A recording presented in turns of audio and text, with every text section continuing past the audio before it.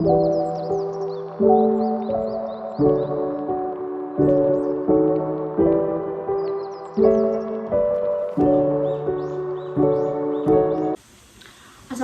warahmatullahi wabarakatuh. Saya Lestari, saya berasal dari program studi S1 Manajemen di Universitas Aisyah Yogyakarta.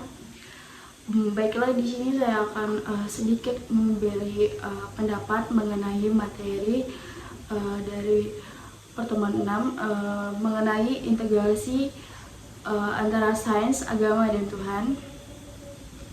Pendapat saya tentang bagaimana hubungan integrasi antara sains, agama, dan Tuhan. Mengapa sains, agama, dan Tuhan itu tidak bisa dipisahkan?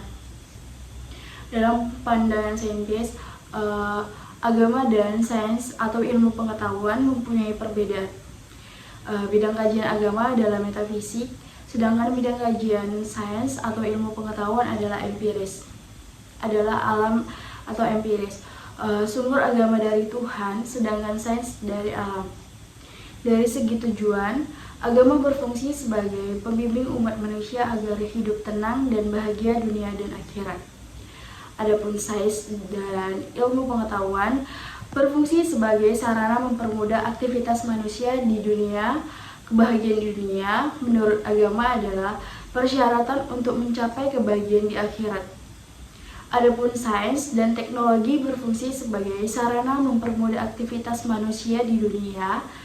Di sini tampak jelas titik singgung antara agama dan sains. Kebahagiaan di dunia menurut agama adalah prasyarat untuk mencapai kebahagiaan di akhirat.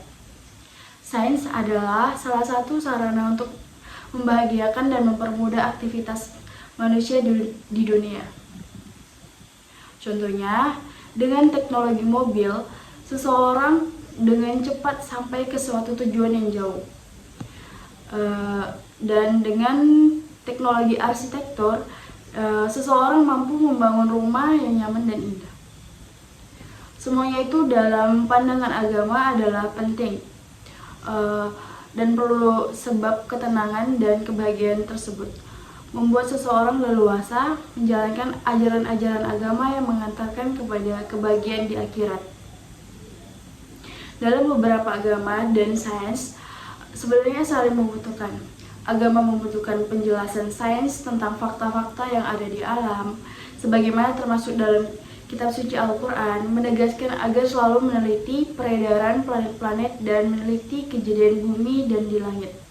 Sebaliknya, ilmu membutuhkan agama dalam memberikan dasar moral bagi penerapan dan kegiatan sains. Kegunaan sains tersebut bagi kehidupan umat manusia dan lingkungan. Keterjalinan antara agama dan sains inilah yang memberikan kunci kesuksesan dan kebahagiaan di dunia. Hubungan sains dan agama. Menurut saya, bahwa agama itu cenderung mengedepankan moralitas dan menjaga tradisi yang sudah ada. Sementara ilmu pengetahuan atau sains selalu mencari yang baru, tidak terikat dengan etika, dan progresifnya untuk berubah sangat banyak. Meskipun keduanya memiliki perbedaan,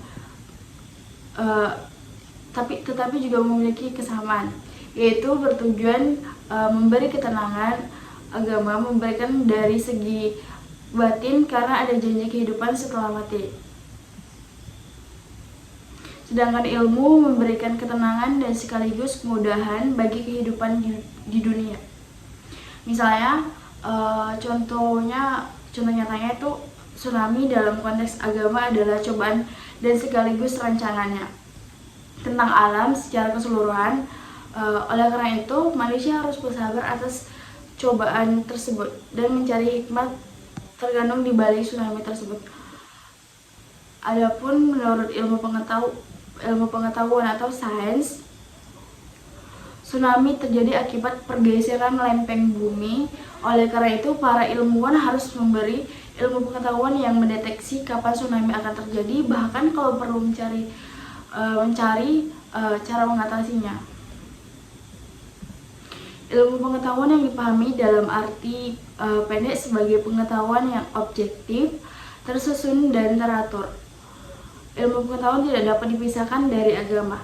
Sebut saja Al-Quran. Al-Quran merupakan sumber intelektualitas dan spiritualitas. Ia merupakan sumber dari rujukan bagi agama dan segala pengembang ilmu pengetahuan. Al-Quran bukanlah kitab ilmu pengetahuan, tetapi ia memberikan pengetahuan tentang prinsip-prinsip ilmu pengetahuan yang dihubungkan dengan pengetahuan metafisik dan spiritual. Selanjutnya, dengan demikian, upaya untuk menghubungkan dan memadukan antara sains dan agama tak harus berarti menyatukan atau bahkan mencampur adukan. Karena identitas atau watak dari masing-masing kedua entitas itu tidak mesti hilang, atau sebagian orang bahkan akan berkata harus tetap dipertahankan. Jika tidak, mungkin saja yang diperoleh dari hasil hubungan itu bukan ini dan bukan itu, dan tak jelas lagi apa fungsi dan manfaatnya. Baiklah, mungkin itu saja yang dapat saya sampaikan. Kurang dan lebih saya mohon maaf. Wabillahi taufiq wal hidayah. Wassalamualaikum warahmatullahi wabarakatuh.